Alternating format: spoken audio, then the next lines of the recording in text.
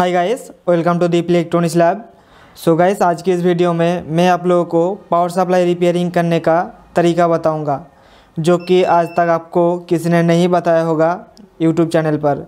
तो ये जो आप पावर सप्लाई देख रहे होंगे, ये एक LG TV का पावर सप्लाई है, जो कि 32 इंच का है।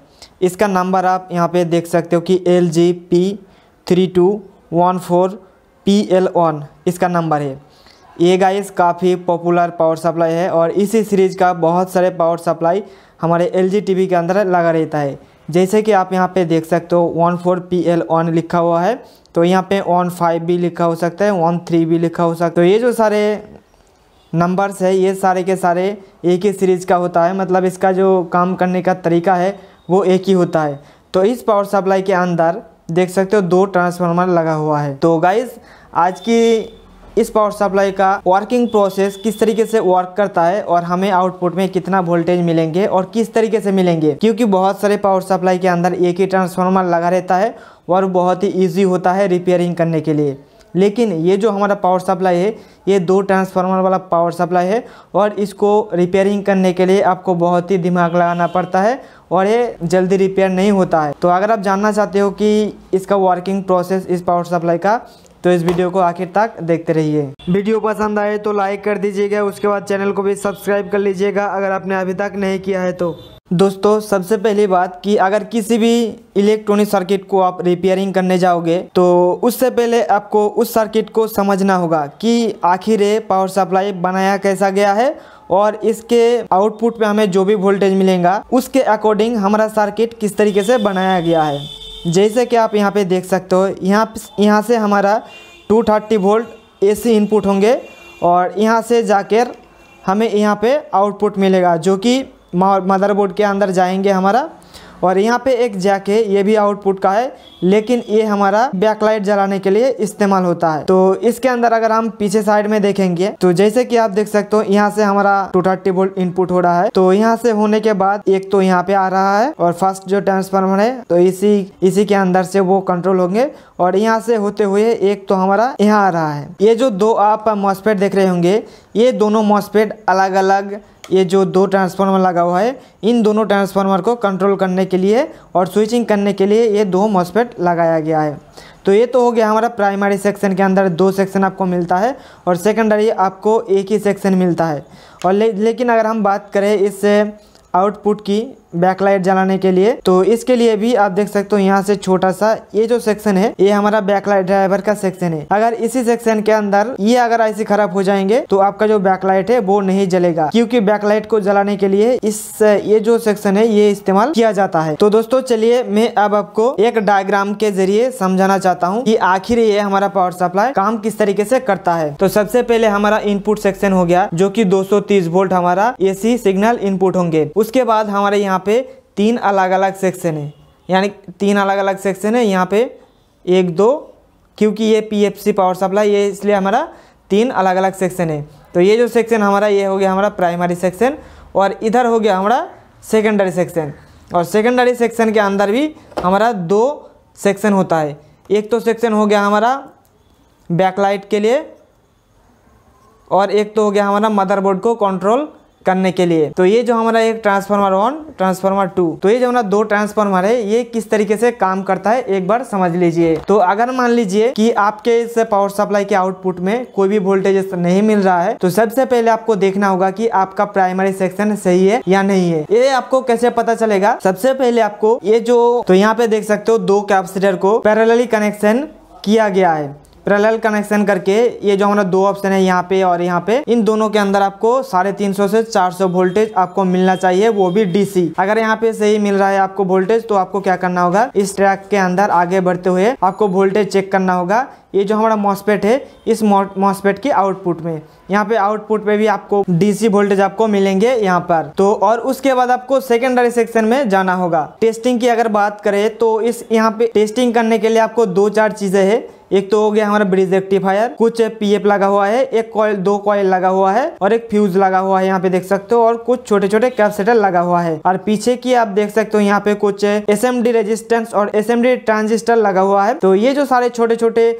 SMD ट्रांजिस्टर और रजिस्टर लगा हुआ है, ये इसको भी आपको चेक करना होगा बारीकी से कि कोई भी अगर छोटा एक भी ट्रांजिस्टर या कोई भी रजिस्टर खराब हो गया है तो आपका ये पावर सप्लाई काम नहीं करेगा। अगर आप इस पावर सप्लाई का प्राइमरी सेक्शन रिपेयरिंग करना चाहते हो, ऐसा कुछ इसके अंदर खराब गया है जो कि आपको मार्केट से नहीं मिल रहा है, उस सिचुएशन में आपको पावर मॉड्यूल मिलता है, उस पावर मॉड्यूल इस्तेमाल करके इस प्राइमरी सेक्शन को ठीक कर सकते हो। लेकिन अगर हम सेकेंडरी सेक्शन की बात करें तो यहाँ पे देख सकते हो ये जो आईसी है ये बर्न हो चुका है और ये जल चुका है, जिसके कारण ये हमारा पावर सप्लाई खराब हो चुका है, काम नहीं कर रहा है, हमें आउटपुट पे कोई भी वोल्टेज नहीं मिल रहा है। हालांकि ये आईसी सिर्फ और सिर्फ 3.5 वोल्ट के लिए ही इस्तेमाल किया जाता है, लेकिन इसका खराब होने की वजह से हमारा 12 वोल्ट और 24 वोल्ट भी नहीं मिल रहा है। तो ये तो हो गया हमारा प्राइमरी सेक्शन का काम।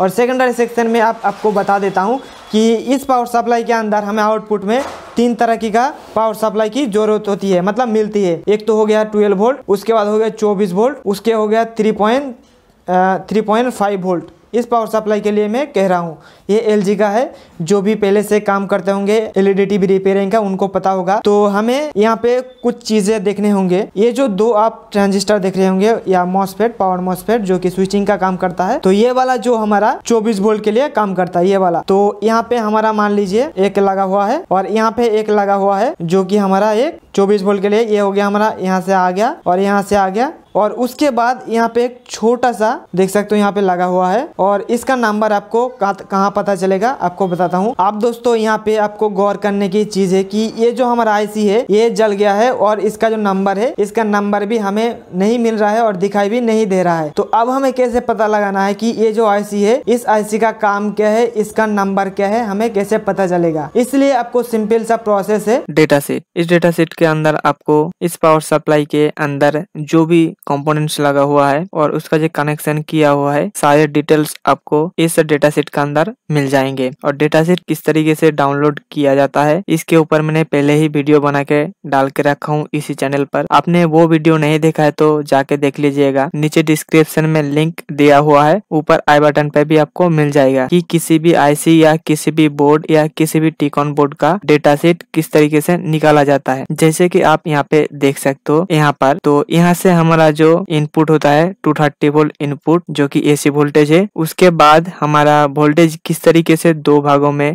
भाग होता है, जैसे कि मैंने आप लोगों को पहले ही बता दिया था इस वीडियो शुरू होने के कुछ देर बाद ही। उसके बाद आप देख सकते हो यहाँ पे एक सेक्शन, वहाँ पे एक सेक्शन, और ये हमारा सेकेंडरी सेक्शन। तो सेकेंडरी सेक्शन के अंदर भी हमारा 2 सेक्शन हो गया है, जो कि एक सेक्शन हमारा बैकलाइट को जलाने के लिए इस्तेमाल हुआ है और दूसरी हमारा मदरबोर्ड को कंट्रोल करने के लिए इस्तेमाल हुआ है। तो जो हमारा आईसी खराब हुआ था, वो जल गया था, वो यहाँ पे देख सकते हो, यहाँ पे ये दिखाई दे रहा होगा आपको। और सबसे पहले आपको किस तरीके से पता चलेगा कि यही आईसी हमारा खराब हुआ है, तो मैं एक चीज आपको दिखा देता हूँ यहाँ पे, तभी आपको पता चलेगा इसके बारे में। तो थोड़ा सा जूम कर लेता हूँ मैं, और जूम करने के बाद आपको यहाँ पे दिखाई देगा,